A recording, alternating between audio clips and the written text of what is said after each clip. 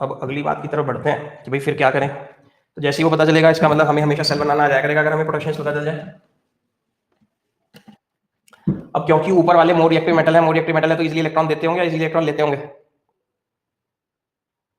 देते होंगे। और जो इलेक्ट्रॉन दिया वो ऑक्सीडेशन या reduction? Oxidation is loss. Electron दिया तो लॉस हुआ ना उसका। और जिसका ऑक्सीडेशन हो वो कैसा एजेंट होता है? तो मेरी चाल समझ में आ गई है। स्ट्रॉन्गेस्ट रिड्यूसिंग एजेंट जिसकी जीरो वैल्यू जितनी छोटी होगी, जिसकी जीरो वैल्यू जितनी, वो उतना बढ़िया। और उल्टा जाए तो फिर ये सबसे बढ़िया।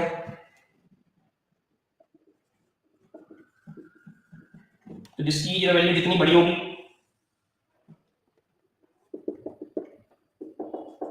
जिसकी जीरो वैल्यू जितनी बड़ी होगी वो उतना बढ़िया। तो जब हम पी ब्लॉक में आएंगे तो वहां इसको तो नहीं पढ़ेंगे, लेकिन इसको पी ब्लॉक में स्पेशली चमका चमका के बढ़ाएगा कि fluorine is the strongest oxidising agent among elements. जितने एलिमेंट्स उनमें स्ट्रॉन्गेस्ट ऑक्सीडाइजिंग एजेंट फ्लोरीन है। समझ गए क्या? तो जो लोग लिखना चाहें तो एक पॉइंट और क्या लिख सकते हैं, greater the E zero value या greater the SRP standard reduction potential, better the oxidising agent. Greater the E zero value better the oxidising agent. या मैं ऐसे भी कह सकता था, लिखना मत, लेकिन कह सकता था ना, smaller the E value better the oxidising agent, हाँ बेटर द रिड्यूसिंग एजेंट। तो कोई सा एक पॉइंट लिख लो, greater the E zero value better the oxidising agent. Done. अब एक बढ़िया इंपॉर्टेंट बात करके दूसरे फेज की तरफ जाते हैं। ये सब पोटेंशियल स्टैंडर्ड वाले हैं ना, यानी सब में कंसंट्रेशन 1 ml है ना आयंस की। तो क्या क्या क्या हर सेल में कंसंट्रेशन हमेशा 1 ml होगी? कोई और कंसंट्रेशन रखेंगे तो सेल नहीं बनेगा। बनना तो चाहिए। तो फिर उन सेल का पोटेंशियल कैसे निकालें? इससे तो सिर्फ कौन से पोटेंशियल निकलेंगे? स्टैंडर्ड सेल पोटेंशियल निकलेंगे। समझ गए?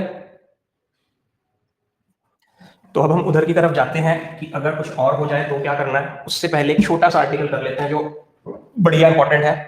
और मैं बोल ही रहा था अभी 2-3 साल से, फिर कई सारी ऑब्जेक्टिव क्वेश्चन पेपर वालों ने उसे क्वेश्चन में डाल दिया। जब कल हमने डेनियल सेल बनाया था, जिंक और कॉपर वाला किस्सा बनाया था, तो यहाँ पोटेंशियल कितना आया था? किसी को याद हो? याद आ गया सबको? तो आप मेरे साथ जरा सा स्क्रीन पर आइए और स्क्रीन पर आकर बात समझने की कोशिश करिए। ये फोटो में जो आपको स्क्रीन पे इस वक्त दिख रहा है, क्या वो डेनियल सेल? देखो इधर जिंक इलेक्ट्रोड, इधर copper electrode, zinc copper couple. यहाँ पे लिखा गैल्वेनिक सेल और वोल्टेइक सेल। नहीं दिख रहा क्या? Galvanic cell, voltaic cell. और स्पेसिफिकली ये कौन है? ये तो जनरल टर्म्स है। जिंक और कॉपर वाले कपल का क्या नाम है? Daniel cell. और इसका स्टैंडर्ड सेल पोटेंशियल कितना होता है? अभी हमने बोर्ड पे देखा अपने। अब देखो सर, इसमें बहुत बढ़िया से फिजिक्स तो मैं नहीं बता पा सकता, लेकिन एक बढ़िया अंदाज में काम कर सकता हूँ। ये फिर से डेनियल सेल है।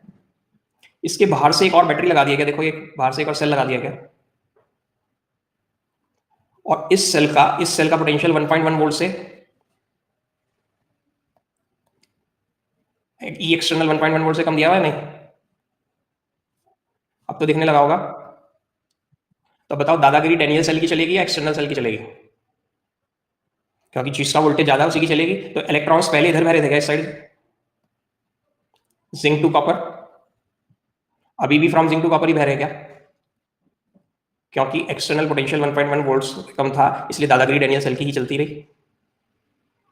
अब यहां आके देखो बी पार्ट में क्या हुआ, हमने बाहर से जो बैटरी लगाई उसका पोटेंशियल भी कितना है, और ये डेनियल सेल जो है इसका भी कितना है।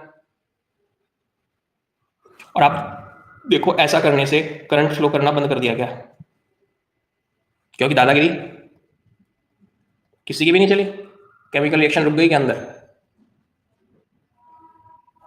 अब अगली बात आप सब अपने आप समझ गए होंगे कि अगर मैंने एक्सटर्नल पोटेंशियल 1.1 वोल्ट से ज्यादा रखा तो क्या होगा? दादागिरी बाहर वाले सेल की चलेगी या नहीं? और देखो अब इसने टर्मिनल भी बदल दिया इधर से। यहाँ पे नेगेटिव टर्मिनल लेफ्ट में था और यहाँ नेगेटिव टर्मिनल राइट में आ गया नहीं? और दादागिरी जब इसकी चलने लगी तो देखो इलेक्ट्रॉन्स की डायरेक्शन उल्टी हो गई या नहीं? और अब ये इलेक्ट्रोकेमिकल सेल के बजाय सचमुच में इलेक्ट्रोलाइटिक सेल हो जाएगा क्या? जिसमें हम करंट पास करके इलेक्ट्रोलिसिस करा रहे हैं। क्यों? देखो अब जब इलेक्ट्रॉन्स इधर आ रहे हैं तो Zn तो नहीं खाएगा नहीं, Zn इलेक्ट्रॉन खाकर Zn2 नेगेटिव या Zn नेगेटिव थोड़ी बनेगा। तो वो आगे बात करेगा, आगे कौन है यहाँ पे? जिंक आयंस और सल्फेट आयंस। कल अगर थे आप क्लास में तो सल्फेट आयंस इलेक्ट्रॉन तो लेते नहीं है, उन पे भी नेगेटिव, उन पे भी नेगेटिव। तो इलेक्ट्रॉन किसे खाने पड़ेंगे? Zn2+ को। Zn2+ इलेक्ट्रॉन खा खा के Zn बन के रॉड पे बैठने लगेगा। क्या यही होता था इलेक्ट्रोलिसिस में? अगर 10th याद हो किसी को, और नहीं तो इस चैप्टर के एंड में दोबारा पढ़ेंगे इलेक्ट्रोलिसिस। और जब इधर से इलेक्ट्रॉन जा रहे हैं यानी यहाँ से इलेक्ट्रॉन निकल रहे हैं, तो ये Cu जो है Cu2+ छोड़ छोड़ के Cu बन के नीचे सॉल्यूशन में आता रहेगा क्या? तो जिंक के इलेक्ट्रोड के रिस्पेक्ट में तो ऐसी फील आ गई ना जैसे इसका इलेक्ट्रोलिसिस होने लगा इस सॉल्यूशन का। तो ये बात क्लियर हो गई क्या? Zinc is deposited at the zinc electrode and copper dissolves at copper electrode. और आपको इलेक्ट्रोलिसिस वाली बात छोड़ना चाहो छोड़ दो, बुक वाला नहीं लिख रहा। इतना याद है जब हमारा डेनियल सेल काम कर रहा था तो यहाँ जिंक ऑक्सीडाइज हो रहा था, जिंक डिसॉल्व हो रहा था, ये रॉड पतली होती जा रही थी, Zn ऑक्सीडाइज होकर Zn2+ बन के नीचे जा रहा था नहीं, जब तो इलेक्ट्रॉन निकल रहे थे इधर से, और कॉपर आयंस इधर एटम बन के डिपॉजिट होते जा रहे थे। और अब क्या हो रहा है? जिंक डिपॉजिट होता जा रहा, कॉपर डिसॉल्व होता जा रहा, तो उल्टा प्रोसेस हो गया ना। जिंक का काम था ऑक्सीडाइज होना, लेकिन जिंक रिड्यूस होने लगा, और कॉपर का काम था रिड्यूस होना, कॉपर अब ऑक्सीडाइज होने लगा। तो ये हम किसकी हेल्प से करा रहे हैं? नॉन स्पॉन्टेनियस प्रोसेस है, बाहर से एनर्जी खर्च करके, अपना बैटरी खर्च करके करवा रहे हैं नहीं नॉन स्पॉन्टेनियस प्रोसेस को? बताइए आ गया कि नहीं? ठीक है, इस तरह से हमारा ये एक इंपॉर्टेंट पॉइंट हुआ कि बाहर वाले सेल की दादागिरी, इसको मैं ऐसे करके याद दिला देता हूँ। तो बाहर वाले सेल की दादागिरी कब चलेगी? अगर, ठीक है, बढ़ जाए। तो अब हमने, अगर आप 1 मिनट और लगाना चाहें तो बस इतना, जब हमने जिंक इलेक्ट्रोड को SHG से जोड़ा था क्या? उस वक्त ये वैल्यू कितनी आई थी? तो इस सेल का रिप्रेजेंटेशन बनाना चाहें तो ऐसा होगा क्या? देखना, स्टैंडर्ड था तो बने होगा। फिर याद है सॉल्ट ब्रिज के 2 लेग हम बीच में नहीं दिखाते थे, लेकिन यहाँ किसमें डूबा है? HCl में। तो चाहे तो H+ लिख दो और चाहे HCl लिख दो, दोनों सही है, कोई सा लिख दो, और 1m कैपिटल है क्योंकि मोलारिटी में बात हो रही थी ना। और यहां जरा सा क्वेश्चन, अब उस HCl में कौन डूबा है? बोलो। प्लेटिनम। प्लेटिनम की रॉड पे कौन रही है? और उस हाइड्रोजन गैस का प्रेशर कितना है? तो कोई बुक वाला तो ऐसे लिखता है, कोई बुक वाला ये प्लेटिनम कॉमा लगा के यहाँ लिख देता है। कोई लड़ने की बात है क्या? कोई बुक वाला तो इतना दोस्तों यहाँ पे भी नहीं लिख देता। तो हमारे लिए कुछ मतलब नहीं, हमें सॉल्ट ब्रिज से इधर इधर वाला सारा माल कैथोड है, और सॉल्ट ब्रिज से इधर इधर वाला सारा माल एनोड है। बताइए आया क्या रिप्रेजेंटेशन का तरीका SHG के केस में? सॉल्ट ब्रिज, हालांकि हमारी बुक वाले नहीं दिया, हम सॉल्ट ब्रिज एक बार और निपटा दें, वो छोटा सा हिस्सा,